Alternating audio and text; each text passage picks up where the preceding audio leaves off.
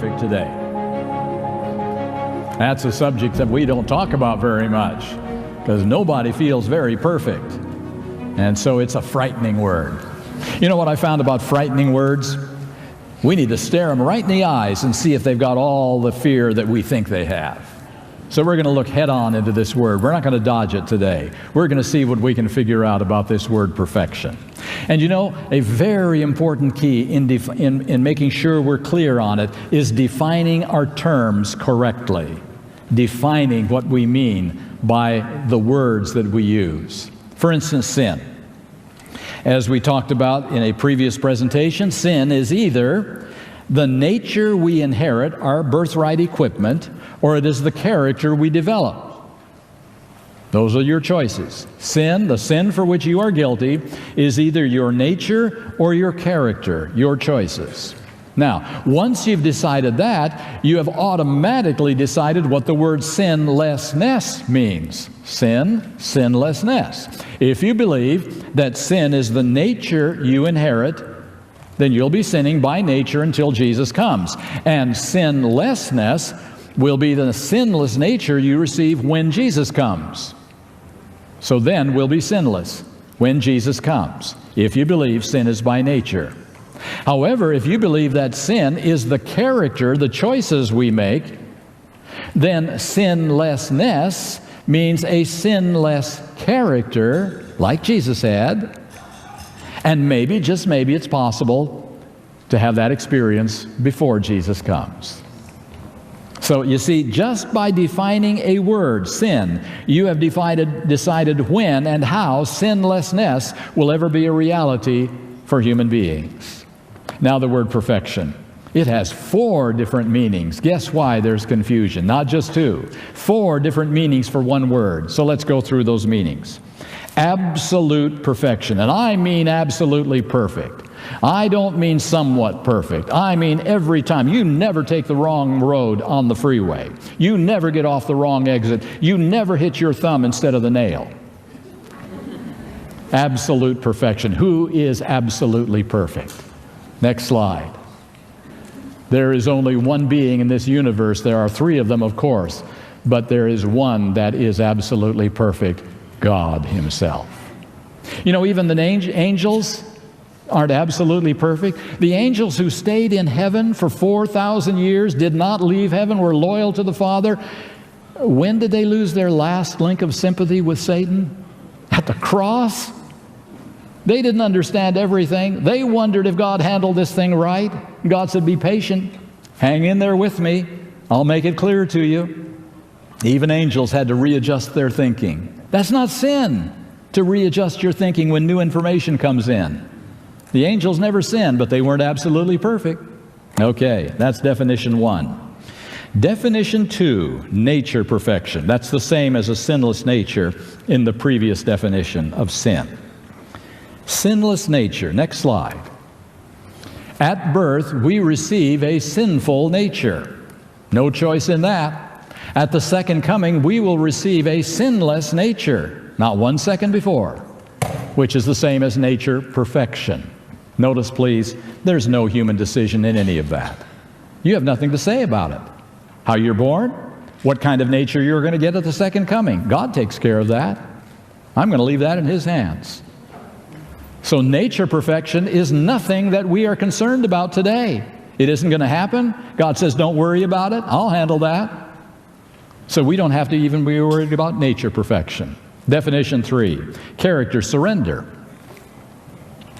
When you come to Jesus, how much of your life do you surrender to Him? All. Now there's a qualifier to that. All of whatever you know at that point in your life about yourself and God. Are there some people that don't know much about themselves and God? Did the thief on the cross know very much about God's plan? But he knew he was a great sinner and there was a Savior right next to him. Do you think that took faith? He was being crucified too, the one that could save him. And the thief on the cross had that faith. So, all of what you know must be in His hands. No hidden rooms, no little things back here that you're going to hold for yourself. You give it all to Him. That's character surrender. Give it all to Him. Now, if this is working right, This is going to be a growing process in which you continue to learn more. Is that right? Every day of your life about God and yourself? Are you going to be growing every day? You're never going to be static.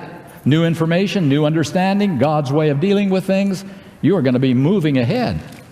And this circle of surrender is going to expand. Still the same circle, and expand. More territory covered, more information known, and this circle widens as you continue to grow in this character surrender every day of your life. Next slide.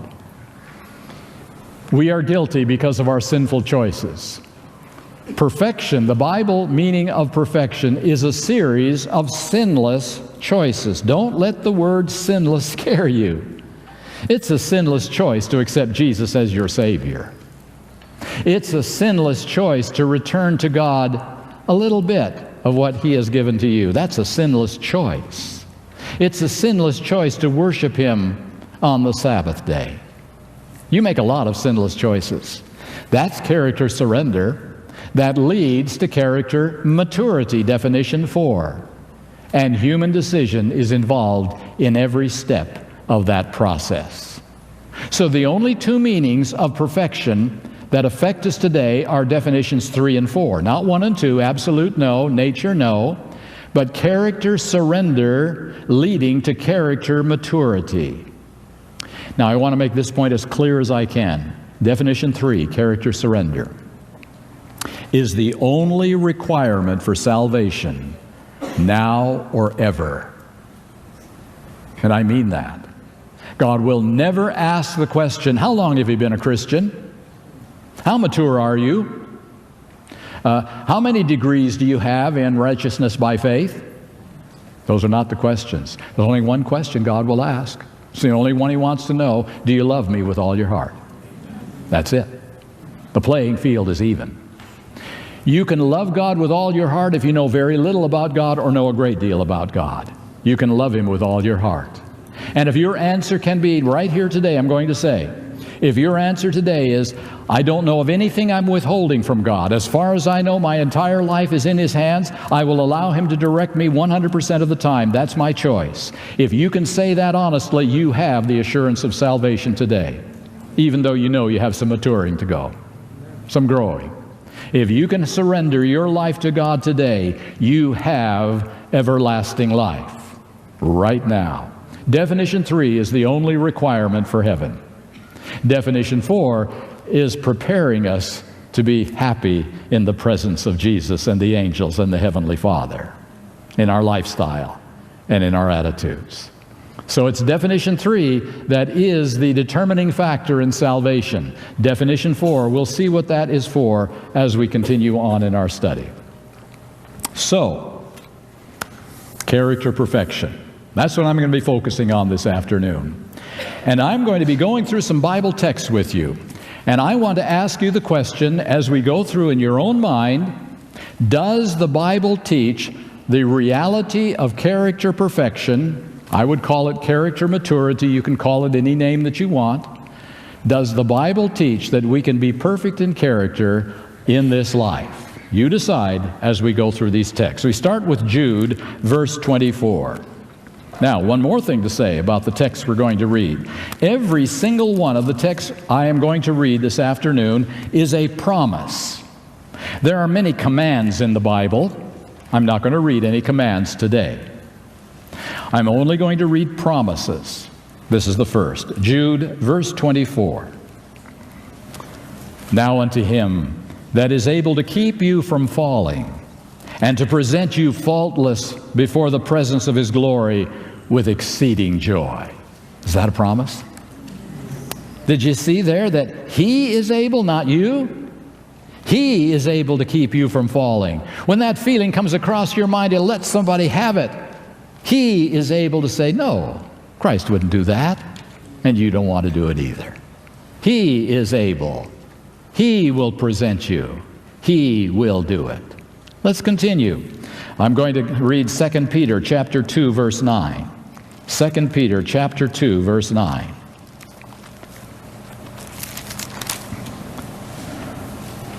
Another promise. First half of the verse is what I'm focusing on. The Lord knoweth how to deliver the godly out of temptations. Now, if He's delivered you out of a temptation, what haven't you just done just then? You haven't fallen under the temptation. You haven't sinned. He has delivered you. Promise number 2. He has delivered you. Now to the biggest promise of all, 1 Corinthians chapter 10, verse 13. We're going to spend a little time on this one. This is so big, so important. 1 Corinthians chapter 10, verse 13.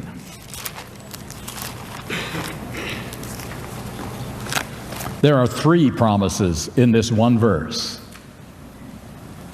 First promise, there hath no temptation taken you but such as is common to man. You're not in this on an island. We're all together in this boat. Every one of us gets tempted and tempted hard. That's promise number 1. We're all together. Number 2, but God is faithful, who will not suffer, that means allow, you to be tempted above that ye are able. That's promise number 2. You know, Satan would like to take us down when we're at our weakest. Have you noticed that sometimes you're stronger than others? You may be really stressed out. You may be sick. Things may be really bad. Satan would just love to come at you with full bore right then. And God says, Satan, they can't handle that right now. You can do that another time. God will not allow Satan to bring unfair temptations to you that you can't handle at that time in your life. That's a big promise. And then the biggest one of all. But will with the temptation also make a way to escape, that ye may be able to bear it.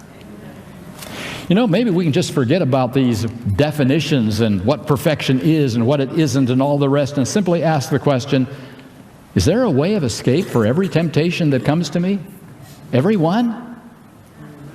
Is that what the Bible says? Then the only question left should be, what's the way of escape? How can I find that way of escape? Let's not argue about what is or isn't possible. Let's just ask the question, if there's a way of escape, Lord, help me to find a way of escape when a temptation comes to me. Let's get practical. And right now, for a few minutes, I want to be practical with you. We've been theological for a while. Now I'm just going to drop that, and we're going to get very, very practical, because I want to find out if there is a practical way of escape when a very strong temptation comes to me out of my own nature. How can I find a way of escape? I have found one thing that I don't like about myself very well. When a very strong, enticing temptation comes to me that I feel like dwelling on for a while, somehow, for some strange reason, I just don't feel like praying right at that moment. I'll get around to it, Father. I'll talk to you in a few minutes, okay? The battle is gone. It's lost right there. Because, you know, I found out that it's a hard thing to sin against God while you're on your knees talking to Him. That's a hard place to sin, while you're on your knees talking to Him. But, folks, it's not ambulance prayer, Lord, I'm going down, get me out quick. It's something called preventive prayer. Is it better, folks, to have a great team of heart surgeons to patch you up after a heart attack, or to prevent it by your lifestyle and your choices? Always better to prevent, right, if you can. Preventive prayer. Here's how preventive prayer works. And this is very important, very specific, and very practical. I would urge you to really think and pray about this. Preventive prayer goes like this. Lord, I have this problem with. Here's the problem. You name that problem before the Lord. You don't go saying, Lord, forgive me for my sins. No. I have this problem with. The single biggest problem that you face in your life, the sin that gets you most often, the sin that makes you feel most like a hypocrite, you just want to give up because it happens over and over and over and you don't know how to deal with it. That's sin. And it'll be different for all of us. But there's a sin, I guarantee, a temptation in your life that is really almost overpowering. You name that sin before the Lord. Don't name 5, don't name 3, don't name 2, name one sin. You can only deal with one thing at a time. I have this problem with, Lord. I've had no success in dealing with it. I have had no victory. Lord, I am asking you to do whatever it takes to give me victory over this sin. Boy, that's a big order. Whatever it takes. Wow. That might mean loss of a job, a career, a sickness, an accident, all kinds of disasters happening, because the Lord is going to get through to you if you give Him permission in any way He can so He can save you for all eternity. Are you willing to say that to the Lord? Do whatever it takes. Whatever it takes to give me victory over this sin. See, you really have to mean it. Now, if you're not quite there, if you don't know that you're ready to pray that prayer, do whatever it takes, you have to pray another prayer before you ever get to that prayer. It's called, Lord, make me willing to be willing. I'm half willing. Now make me fully willing. You've got to pray that prayer and mean that. And then when you're really willing, then you can say, Lord, I have this problem with. Name it before the Lord. Write it down if you have to. Put it in your Bible if you have to. Do whatever it takes. Make sure that's your focus for the next period of your life. And ask God to do whatever it takes to give you victory over that sin. And you wait and see what happens. You just wait and see. God will do some things you'll never believe. You will begin to hate what you once loved. I guarantee it. And love what you once hated. God has that power. I have seen it happen in my life. You've seen it happen in your lives, and we want more of that. He will change us from the inside out. Okay, that's one area in which we can find victory over sin, preventive prayer. Now, I am going to share with you, and I'm going to put it up on the screen, an inspired statement which is going to tell us so much about what God can do for us in this process. Next slide. If Satan seeks to divert the mind to low and sensual things, that's his specialty. And he's doing that all the time with us, pulling our mind down to his level. Next slide. Bring it, that's your mind, back again and place it on eternal things. Okay, how does this work? Bring your mind back. You know, there's one thing God is not going to do for you in this battle against sin, temptation. There is one thing He will not do for you in the promises of the way of escape from every temptation. He will not ever choose what you think about. He will not choose your thoughts. That is a divine right given to Adam and Eve, and the one thing we have left from the Garden of Eden is the right to think and choose for ourselves. Jesus bought that right on Calvary, that you have the right to say yes to God or no to God. That's your right, and no one can take that from you. The right to choose. That's the one thing you have to do. There's going to be a lot of things you can't do that God will do for you, but He won't do that for you. You have to get your mind back on eternal things. So here it is. Now watch this carefully. Let's see how this is going to work. How do you get your mind on eternal things? I've mentioned one way, and that's prayer. Let's try a couple more ways. There is one thing that our parents knew very much, and we've kind of lost sight of it. Seems a little old-fashioned now. We have a lot of Bibles, a lot of translations, right here in this church. We have a lot of ways to read God's Word. We may have about 6 or 7 or more Bibles at our home. You know, I find a strange thing when I'm holding meetings like this. I ask people to look up a text. They don't have a Bible in their hands at all.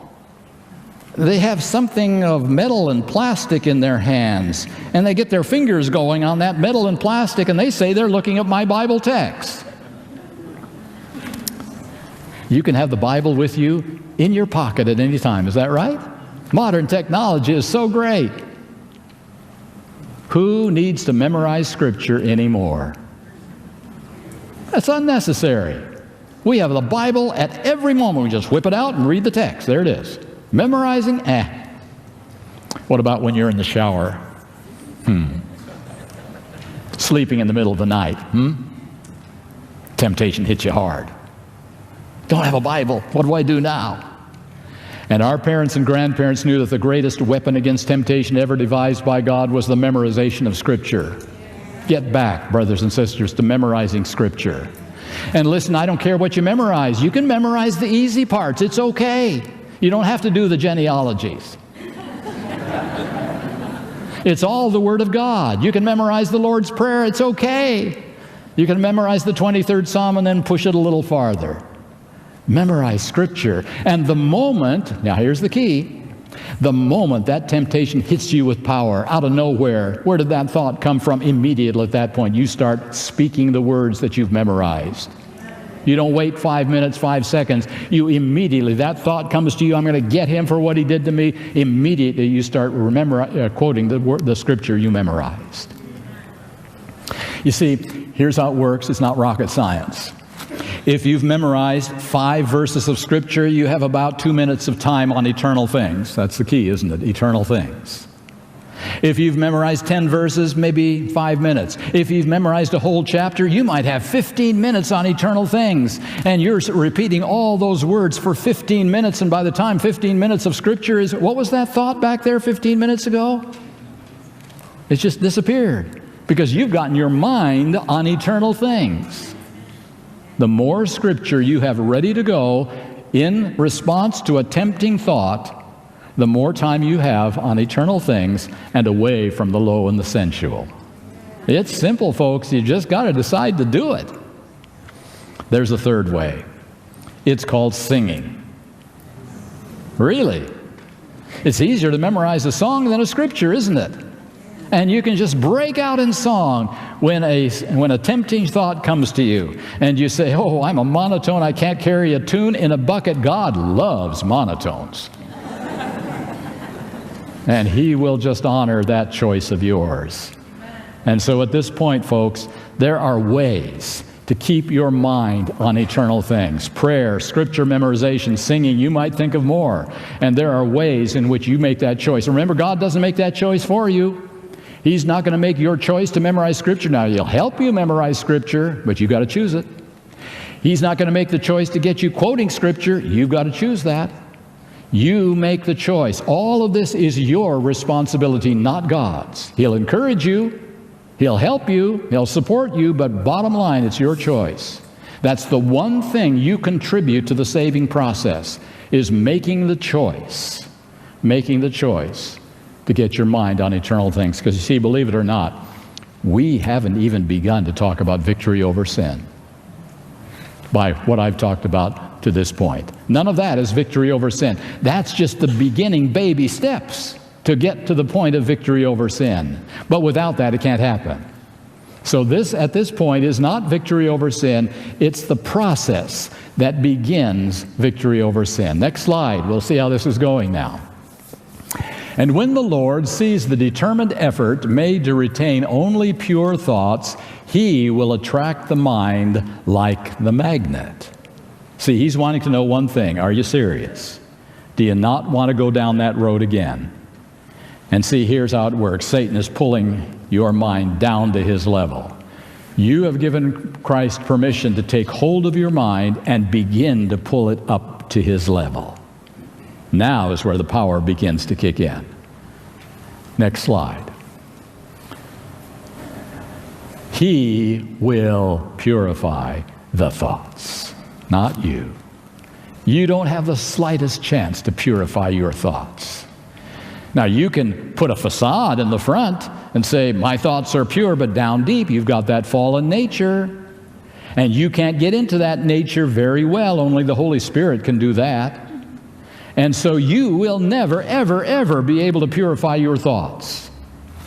You know, scientists are beginning to help us on this a little bit.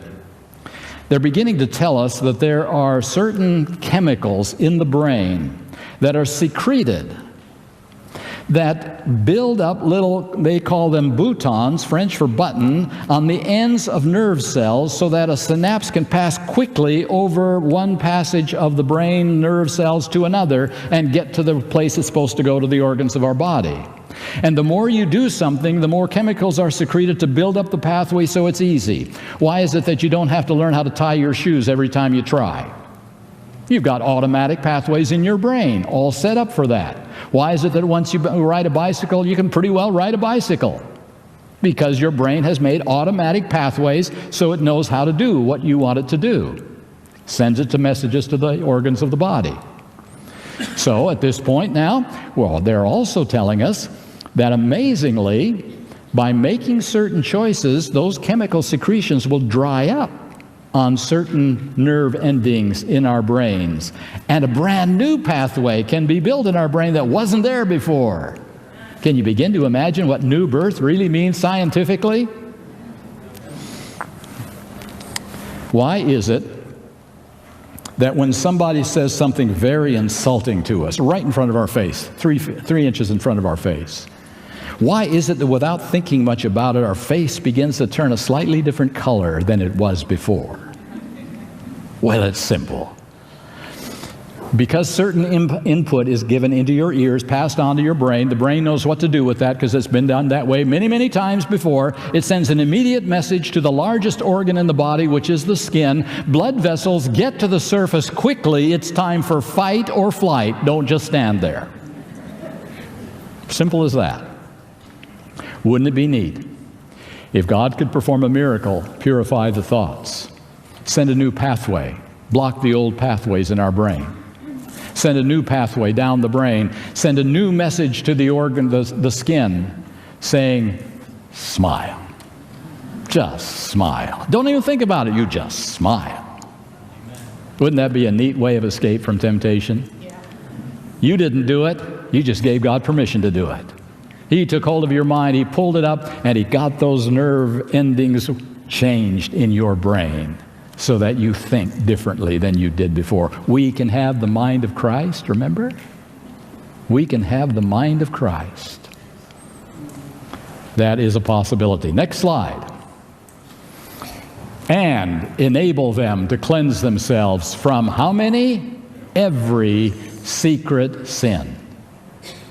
That's how it works, folks. That's the way of escape. The way of escape. We're not done now. There's more. Next slide. The first work of those who would reform, first work is to purify the imagination. Oh, now we're really getting touchy, aren't we? I mean, here is the real sore spot within us.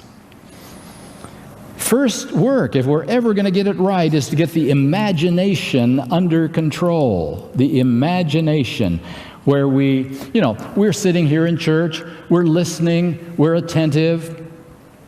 Is that the real you and the real me, what we do on Sabbath in church? Or is the real you and the real me when we're all alone by ourselves, no one else can look in, and we're thinking up here in our own little world, doing whatever we want thinking about? Why is it that we do certain things? Are you fully aware that some of the reasons we don't do certain things which are sin is because there are penalties attached to them? If there were any penalties, we'd probably do them. We're driving down the road right here in town, 35-mile-an-hour speed limit. We don't want to be bothered. We're driving 55 to 60. We're cruising down the road. Why is the most interesting thing on our vehicle at that moment the rear view mirror? Because we're good law-abiding citizens. We're following every bit of what the city wants us to do. Or because the only reason for our obedience is the fear of a $300 speeding ticket. That's our motivation. Okay, we made it. We got home safe and sound. We park our car in our garage, and we settle down in our easy chair, our favorite easy chair. And in our imagination, right up here, we get into the hottest Ferrari ever built because we love speed cars. And we set out all over town, not at 50 miles an hour, but 90 miles an hour. We cruise all over town. We don't worry about stoplights. That's for beginners. We don't worry about cops chasing us every time. They just crash up and we go on, just like in the video games. We have the greatest time doing anything we want in our imagination because no one can say, there's a penalty attached to thinking that way. Do you know that's where most of sin takes place? Right here, in our imagination. Before it ever comes out on a word or an action. Here is where sin happens. In the imagination. The first work, if you're ever wanting to have victory over sin, is the prayer, God, please purify this imagination. Next slide, please. When tempted to yield to a corrupt imagination, then flee, don't walk. Flee to the throne of grace and pray for strength from heaven. Flee to the throne of grace when that imagination, you know where it's taking you. You've been there before. This is not beginners. You know where that thought is going to take you. And you flee to the throne of grace and say, I don't want that in my life. Really, I don't. Next slide. In the strength of God. Notice that. The imagination actually can be disciplined to dwell upon things which are pure and heavenly. If that imagination comes under the control of the Spirit of God, you are on your way to victory over sin. Have you noticed that everything beyond the first sentence that I read is about God's power, about God's presence, God purifying our thoughts, strength from heaven, the imagination purified? This whole business of victory over sin is about 10% ours and 90% God's. But He will not move unless we ask Him to. He will not move unless we take that first step of choosing to get our mind on eternal things. And then He takes over, and He takes over with power. And you will have that way of escape, I guarantee it.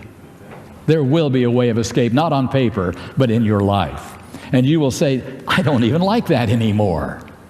What was that I was so crazy about back then? I hate it. Have you learned that some foods are that way? The things you thought you'd never eat in the world? You said, okay, I'll do it. I know it's good for me. And pretty soon, it's okay. It's okay. 1 Corinthians 10:13, my friends, is a powerful, powerful chapter. Let's go on. 2 Corinthians chapter 10, verse 5. Here, folks, the next three texts we are going to read are some of the most incredible statements that I have ever read in Scripture. Here's what I'm going to warn you about. This is a product warning label right here. If your faith is weak, if you don't really believe the Bible all that much, you better not read these texts. They're going to flatten you out. Make sure your faith is strong before you ever read what we're going to read. 2 Corinthians chapter 10, verse 5.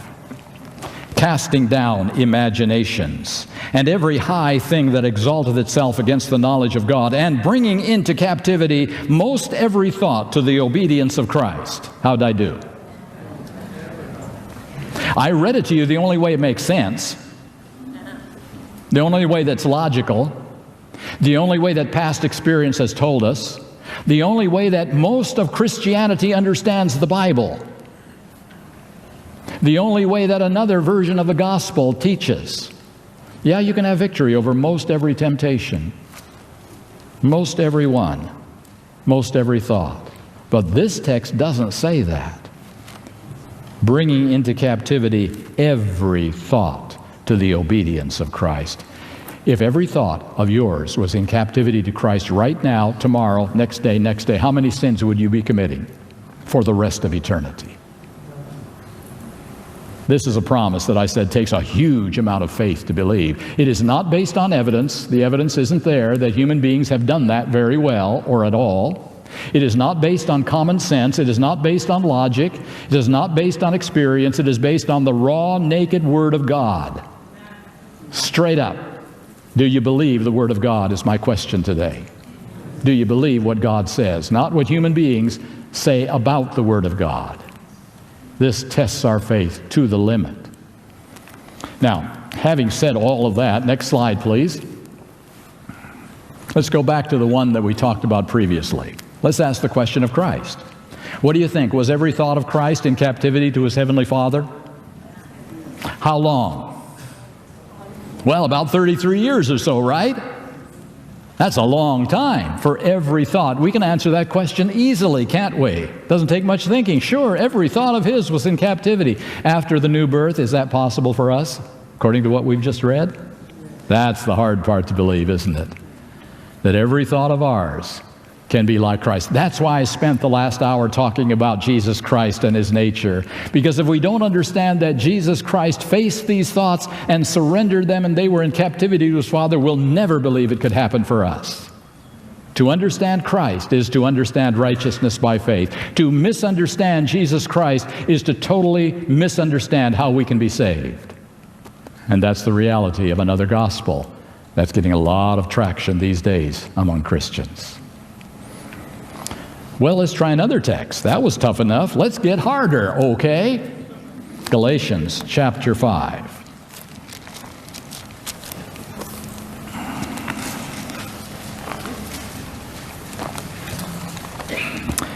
Galatians chapter 5. And by the way, just as a little sidelight right here, if you ever want to be sure about the word flesh that I mentioned, the word flesh in verse 17 says, the flesh lusteth against the spirit, and the spirit against the flesh. That's not what's on our bones. That's our mind.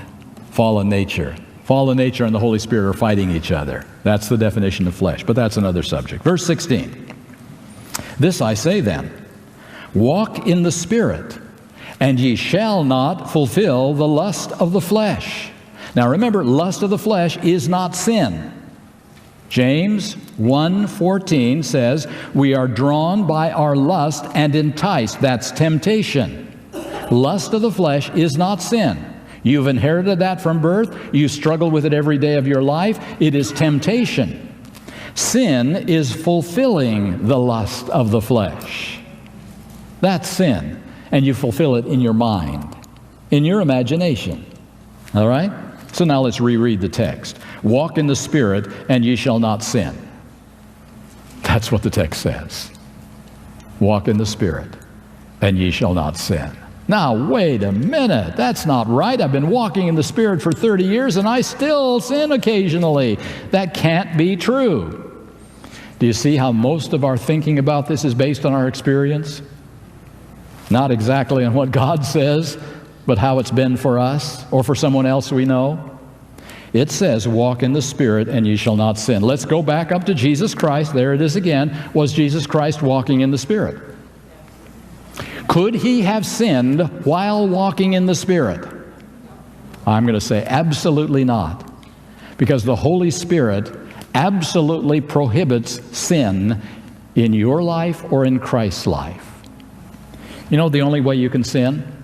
We don't say it, but of course we do it. The only way you can sin, you've had the new birth. You've had the experience of Christ in you. You are having a Christian walk. But one day you say, Holy Spirit, would you step over there for about 10 minutes? Okay, I'm going to be doing something you can't participate in right now, and then I'll get back to you 10 minutes, okay? That's the only way you can sin. You excuse the Holy Spirit and Christ from your life. Then you can sin aplenty. You can just do whatever your jolly well nature tells you to do. But the Holy Spirit is not there. He is not going to participate in sin. He will love you. Don't ever mistake that. He'll come back. You know, he comes back even when we plan our sin and our repentance at the same time. We do that. Oh, I know this is wrong, but I know God will forgive me, so I'll go ahead and do it, and then I'll ask for repentance later. And then we want him back. He actually comes back. Can you believe that? Once we do that, play games with God like that. So the Holy Spirit will never stop loving you, but he can't control you. You can't have the mind of Christ. You can't have his indwelling presence. You can't have anything like what we're talking about here while you are sinning. And at that moment, you have to make that decision. Holy Spirit there or Holy Spirit here. It's one or the other. And if you're walking in the Spirit, you cannot sin. It's impossible. The Holy Spirit will not sin. And we'll read that in the next text. Turn with me to 1 John chapter 3, the toughest text in all of Scripture.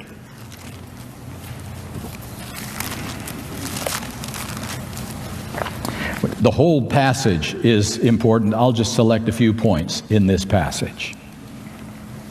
1 John chapter 3. Let's look at verse 6. Whosoever abideth in him sinneth not. Whosoever sinneth hath not seen him nor known him. How about verse 8? He that committeth sin is of the devil. And then verse 9, here's the real hard one. Whosoever is born of God doth not commit sin, for his seed, that's God's seed, remaineth in him, and he cannot sin because he is born of God. There it is. That's Scripture. He cannot sin. Christ couldn't sin as long as he kept the Holy Spirit in control of his life. And the same will be true for you and me. Now, this text is so impossible. This text is so much beyond credibility. This text is so far beyond our imagination and our dreams that we have come up with a better way of understanding this text that makes it make sense to us, makes it logical, and makes it reasonable. And here's what we're told on how to read this text. It's in the present tense in the original language, so go back to verse 6. Here's how we are told we should read this text. Whosoever is abiding in him is not sinning habitually. Verse 8. He that is habitually sinning is of the devil. Now, that makes a little more sense, doesn't it? If you're going along doing the same thing over and over and not repenting of it, the devil is running your life. But if you only slip now and then, occasionally, not habitually, then you are still walking in the Spirit and you are in a saving relationship with God. Occasional sin, God will overlook it. Habitual sin, nope, that's it. It's too much. You're gone. Devil is running your life. Now, if that is the correct interpretation of this Scripture, I'm going to ask you a very important question because it will determine how I'm doing and how you're doing in salvation. How many times can I lose my temper per week to keep it occasional and stop it from being habitual? Per week. 5, which is that? Occasional or habitual? 2, occasional or habitual? Ooh, that's tough. One time, just one time during the week, I lost my temper. Occasional or habitual? Habitual. Oh my, you're a tough crowd. Do you see where we're going with this? We're counting up the number of times we can sin. You know what sin is? We're taking our fist and shaking it in God's face. I don't like your way. I'm not going to turn the other cheek. That makes no sense to me. I'm doing it my way. And we're counting up how many times we can do that and still be in a saving relationship with God. No. This is in the present tense, in both Greek and English. What is present tense? How about what happened 5 minutes ago? Is that present tense? How about 5 minutes down the line? Is that present tense? No, that's future. Present tense is what's happening right at this moment. Not past, not future, right now. And this text, let's read it now, is just as the original language has it. Verse 6. Whosoever is presently abiding in him is not sinning at the present moment. Verse 8. He that is presently sinning is presently of the devil. See, you're either being run by Satan or you're being run by God. And it can change quickly. And so right here at this point, if you are presently under the control of the Holy Spirit, at this moment you're not sinning. But if at this moment you are knowingly sinning, then the devil is controlling you at that moment, and that's not good business. So I'm going to suggest here's a very important principle. If you have done something that you didn't plan to do, you sinned a sin of impulse, let's say. You weren't planning to do it. It just happened. The most important thing you can do at that moment to make sure that you keep your standing of salvation in place is to get down on your knees and say, Lord, I'm sorry. I messed it up. That hand, remember, that's slipping out of the hand of Jesus Christ, get it right back in. He's not going to count milliseconds. He's not going to say, oh, but you sinned right there, and so you're out of salvation. No, if you get your hand right back in his hand by immediate repentance, I don't mean a day later. I don't mean when she says she's sorry, I'll say I'm sorry. I mean at that moment you say, Lord, I did something that dishonored your name. I did something that discredited Jesus Christ. Please forgive me. That hand goes right back in his hand. So yes, we slip and fall. But this text says that you either are in the Holy Spirit's control or you're not in the Holy Spirit's control. And if you're not in his control, that's bad news for you and salvation and God. So let's make sure we're in the Holy Spirit's control. These are impossible texts, aren't they? Really hard to believe. Really hard to believe, but did Jesus do all of them? And can we have the mind of Christ? I'm asking you and I'm asking me to believe what the Word of God says in spite of what everyone else says about the Word of God. In spite of our own past experience, in spite of our friends. Believe what God says and put Him to the test. Can He do what He promises? We've read the promises here. I'm going to read one statement from inspired source here, which is God's Amazing Grace, page 230. If you have the outline, it's on page 2. God's amazing grace, our Savior, does not require impossibilities of any soul. He expects nothing of His disciples that He is not willing to give them grace and strength to perform. He would not call upon them to be perfect if He had not at His command every perfection of grace to bestow on the ones upon whom He would confer so high and holy a privilege. Did you notice there are no commands there? There are only promises, and it's all about grace. Look at those statements. He will give them grace and strength. He had every perfection of grace to bestow. A privilege, it's called. See, it works kind of like this. We have 2 fists. And God says, will you just open up that fist of yours and allow me to pour in my forgiving grace? I will forgive the past, everything in your past. I will not hold you responsible. I will treat you as though you'd never sinned once in your life, okay? And what do we say? Okay. Pour that forgiving grace in. I love it. And then God says, now I have another gift, and you have another hand. Will you open up that hand and allow me to pour in some more grace? Same grace, but does a different job. It's called overcoming grace. There's forgiving grace, and there's overcoming grace. And we take a look at these 2 gifts. This one means I change my lifestyle, doesn't it? I don't watch the same things on TV I used to, doesn't it? I don't eat the same kind of food I used to. Is that right, God? I like this gift. This one. Pour in some more forgiving grace, God. I want forgiveness. Please pour it in. I love your grace. Over here, I don't know. I don't know if I want to pay that price. Which of the 2 gifts is the better gift? Forgiving grace, overcoming grace. You know how much more important overcoming grace is than forgiving grace in the long run? One day, I think kind of soon, given events in the world that I see around me, this wonderful, beautiful gift of forgiving grace will be taken away by God, never again to be seen in the rest of eternity. And it'll be taken a lot while we're living on this earth in our fallen natures. Just taken away from us, ripped away from us. Why? Because God rips things away from us that we desperately need. Does He ever do that? He only removes things that are no longer relevant. Is that right? When did the lamb cease to be sacrificed? When the real sacrifice was offered. And the only reason He will take away this wonderful, beautiful gift of forgiving grace is we have become so full of overcoming grace like Jesus Christ. We have the mind of Christ, and we don't need this anymore.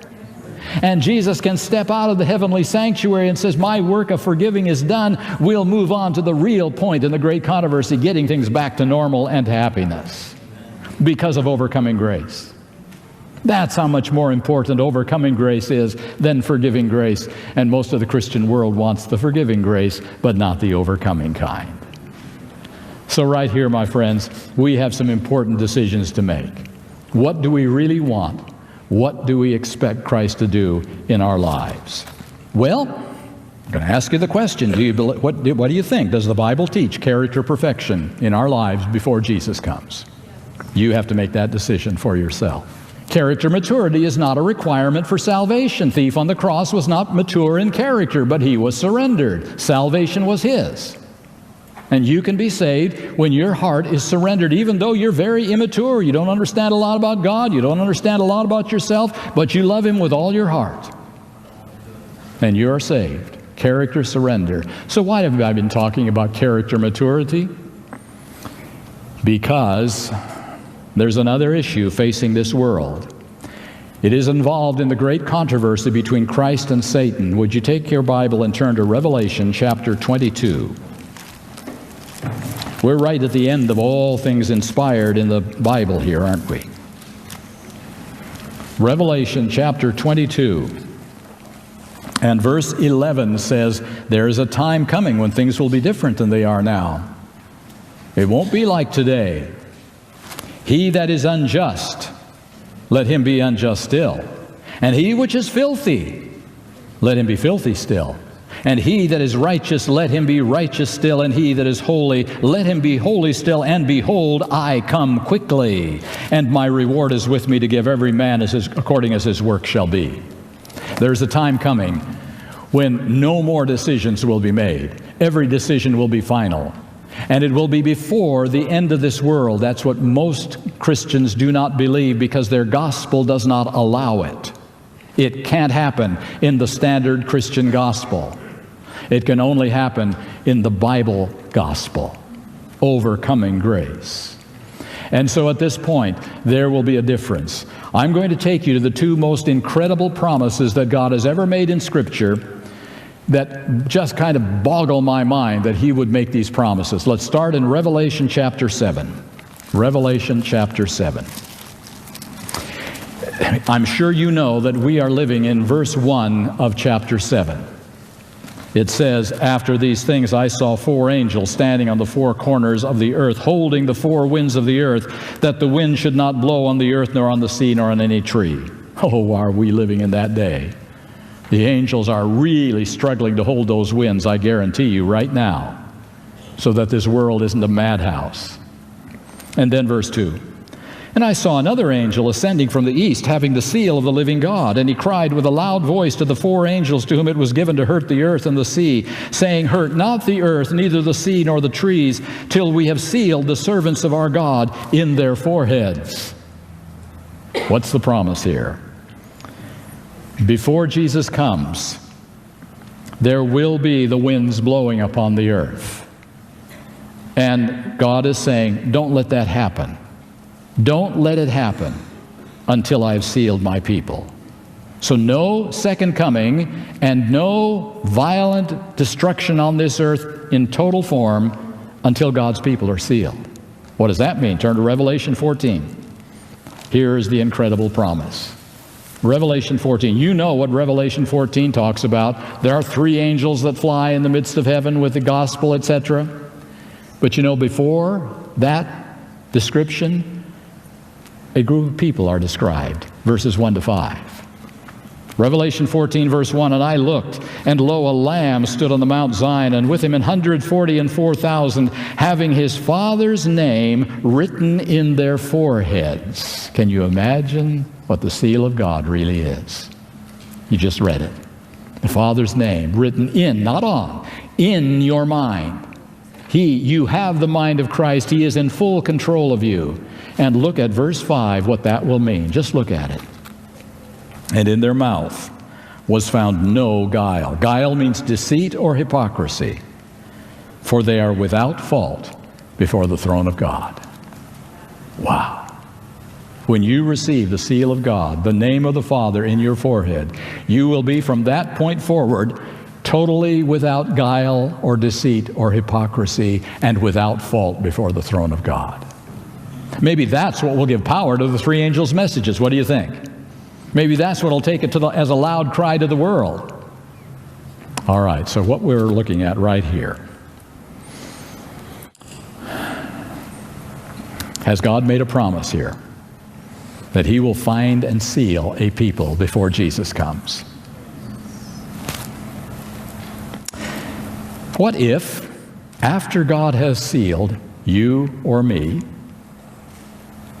let's not talk about everyone, let's talk about you or me. He sealed you or He sealed me. And after that time, I sin against God. There's guile, there's hypocrisy, there's failure. Remember, God will never take away free choice. not for all eternity. He won't take away free choice. You can always choose to sin for the rest of eternity. God never takes that right away. That's too precious.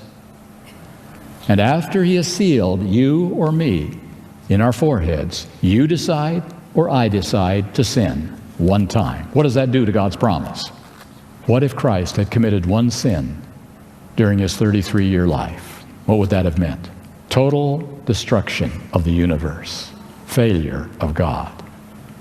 When God places His seal on our foreheads and steps out of the heavenly sanctuary and closes down human probation, what happens if one person that He has sealed, what the seal is very simple. It's a promise that God makes. This person will never sin again. And what happens if you or me sin one time? That makes God a liar, and His plan is a failure, in exactly the same way it would have for Jesus Christ. And the seal of God is not a box around you. It is the mind of Christ and the Holy Spirit in you. And you can always choose to defy that at any moment. And so this is the promise made to Christ multiplied by 144,000 sinners. That's what it is. This is the most incredible promise God has ever made in all of Scripture. He will take, and you can argue about, whether it's literal or symbolic. Let's not even bother with that. Here's the question. Can a whole generation of people living in all kinds of countries and all kinds of environments, can God get them to the point through overcoming grace that they will never sin against God, and He can put His seal on their foreheads as His promise? Can that happen? Boy, does that take some faith or what?